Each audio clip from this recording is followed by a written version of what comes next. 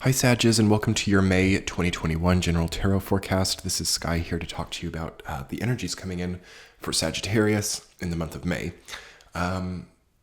So we've got ultimately a really good return to center for Sagittarius in the month of May. Before I dive into it, for those of you who are new to my channel, I do these monthly tarot forecasts every month, and I usually talk about intuitive messages. Then I do the weekly tarot forecasts, and I do an extended reading on Patreon for anyone who's interested in looking further or supporting this channel. Coming back to center as the first intuitive message for Sag in May. You might have kind of forgotten who you are, or you might have forgotten your motivation or why it is that you're doing what you're doing. This is a big why month for you, and it requires a lot of reflection and contemplation. For all of the other signs, I would not really recommend a lot of contemplative attempt. Okay, I wouldn't really recommend to make it so mental. I would recommend more to get embodied and grounded. And you will also benefit from that, but you're probably the only sign that I feel really needs to get mental this month and really needs to think things through and really needs to think about the longevity of what you're involving yourself with.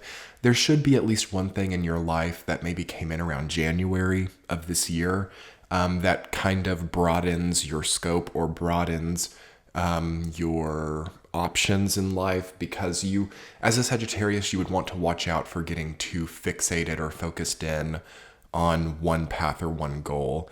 There needs to be options for your sign. And if you're feeling a lack of options, or if you're feeling too committed, you definitely want to take the month of May to think more broadly and to think about how you can expand.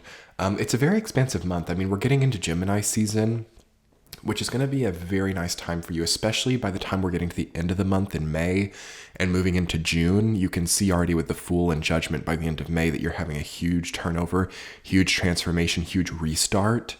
And that looks incredible. But before we get there, we've got that Ten of Swords and Hierophant moment. So there's got to be a ending phase, and there's got to be an understanding of what doesn't need to stay, okay, of what or whom is not really out for your success.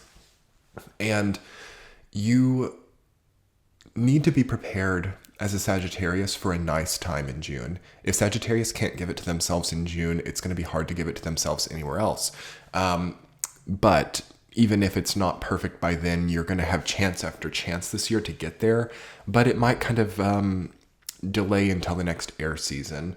All of the air seasons for Sag this year are really imperative: Aquarius, Gemini, and Libra seasons. So this is Gemini season by the end of this month. Taurus season is more of a wash for you. Taurus season in the first 2 weeks of May is more of just like a giving yourself nice food, small experiences, just kind of recovery type of thing, with Four of Swords coming up and Ace of Swords reversed, kind of saying that in the beginning of May, you might want to calm yourself down, give yourself an easier sort of rhythm of events, and then building up toward the end of May, getting a lot more thoughtful, getting a lot more communicative, getting a lot more clear, and experiencing clarity and even revelations about your path, and then hitting that restart button by the end of the month.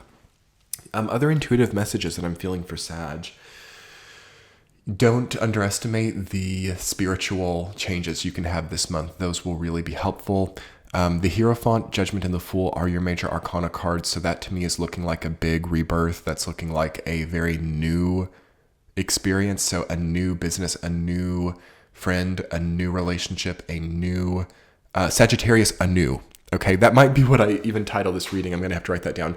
Sagittarius anew, A-N-E-W, very new version of yourself that's very much more positive. Really breaking the shackles of what 2020 represented for you. So we had Jupiter in Capricorn. You're ruled by Jupiter, and it was in its debilitated sign. And I think many of you are just now realizing it took Jupiter getting all the way through Aquarius almost to see like, whoa, I'm not in that harshness anymore. However, it's going to go retrograde later this year and go back into Aquarius, so you'll have a lot of time to have that fun. Like Jupiter in Aquarius is great for you. It's great for a Sagittarius, and it's open, it's airy, it's lenient, it's expansive, it's freeing, liberating for a Sagittarius. And it's like it takes almost till the end of May for you to see that, that this is a freeing, liberating, breathable time for you. And within that clearing is the ability to refill, restart, rejuvenate your path. So on that note, Sagittarius, let's get into the week to week. Very positive stuff coming in. Week number 1, you've got the Ace of Swords reversed, rooted down by Knight of Pentacles reversed.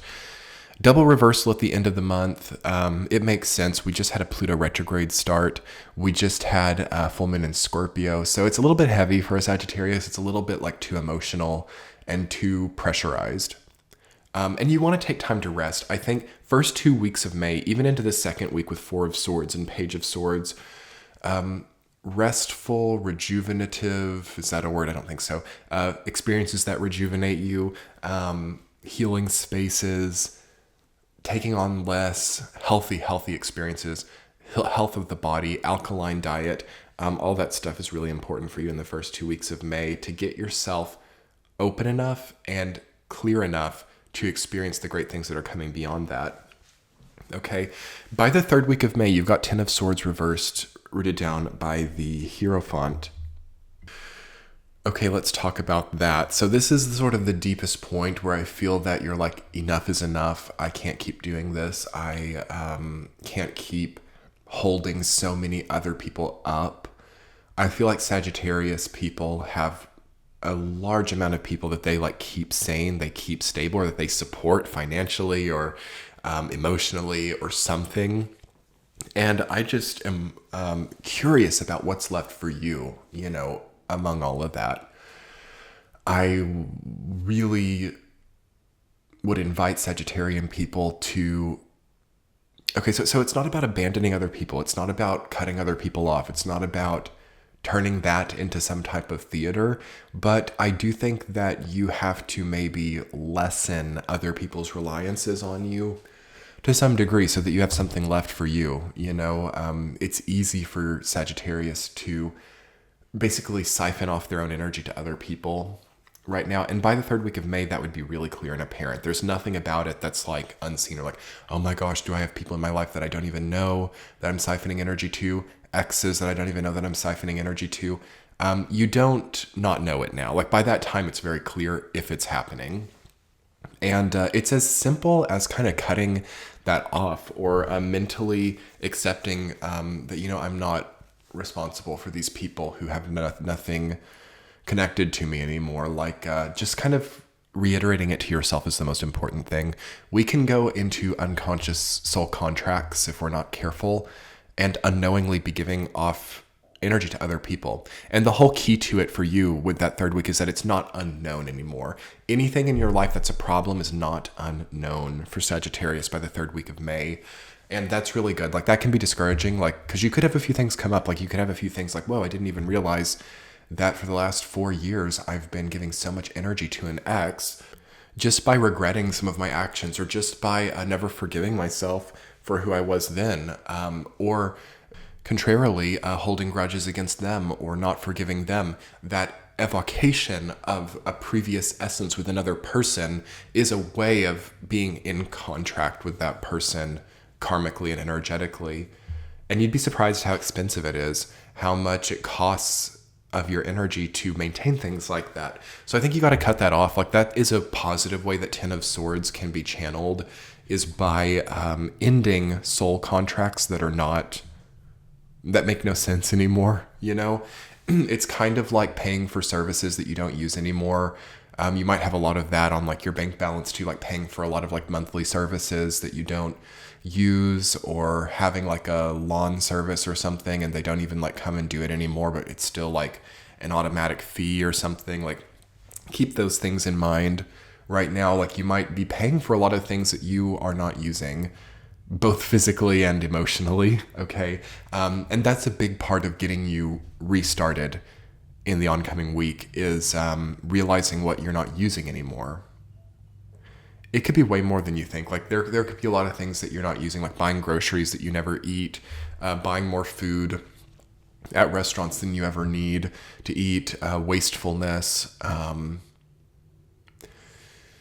paying more in a lot of ways. So being overcharged by people for things. It feels like Sagittarius is having way too large of an output, not just financially, but emotionally. Also, when you're exercising, like trying too hard, lifting weights that are too heavy, running a larger distance than you're actually good for, overcommitting to people, doing too many social events, if you're a business owner or an entrepreneur, like taking on way too many slots or way too many contracts, yes, or way too many, content, whatever it is that you do, I feel like there's an aspect of too much to it or too much for other people. And it's funny how when you minimize or how when you really make things economical, okay, I think is the word. When you get to that point, there's a huge expansion in your life because now you've got like a surplus, or now you've got a surplus of energy, time, money, something really operating in an element of profit. So Sagittarius becoming a much more profitable sign financially, emotionally, energetically, having more time on your hands. That's the energy of the 4th week, okay? So it comes through like accepting what is too much. It comes through letting go of what is too much for you, okay? And that's how you really get ahead. And with the Fool rooted down by judgment, it's like a totally new philosophy for you, or it's a totally new spiritual connection to abundance. Sagittarius people need more abundance in their life. You are the sign of abundance, okay? Jupiter is the planet of abundance. And everybody who has Sagittarius in their chart, it's a sign of good karma. It's a sign of having done positive things in past lives. It's a sign of something in your life that is just given, okay? So if you're overworking yourself, if you're also totally just getting rid of any abundance in your life, you want to really be able to maintain that so you can reestablish abundance in your life. And then I'm also seeing that you need, on top of all of this, to make sure that you're relevant to your location or that the right people are in your life. Are you surrounded by people who are like vampiristic or people who just take and take and take? That's the other thing about Sagittarius energy, is it tends to attract like people who cannot reciprocally give, or you tend to struggle with reciprocity. So you overgive or people take so much from you. But I will say there's an opportunity, especially in June, to finally start meeting people where there's like reciprocity, where you give and then they give. And there's like a really great friendship that comes from a level of like equal giving and taking in relationships. And it might take a while before you get there. Like it might honestly be like Libra season, but I think that the Fool is showing that you're going to have a nice self journey, that you're going to have a nice time with yourself and really wake up to certain ways to have a more abundant life. So anyway, Sag, I'm going to wrap up your reading on that note. Let's talk more about abundance and creating an abundant life in the extended reading on Patreon. That'll be linked below as well as in the center of the screen now. As always, your likes, comments, and subscribes here on YouTube are very helpful. And let's jump over for the extended. Happy May, Sages. Bye.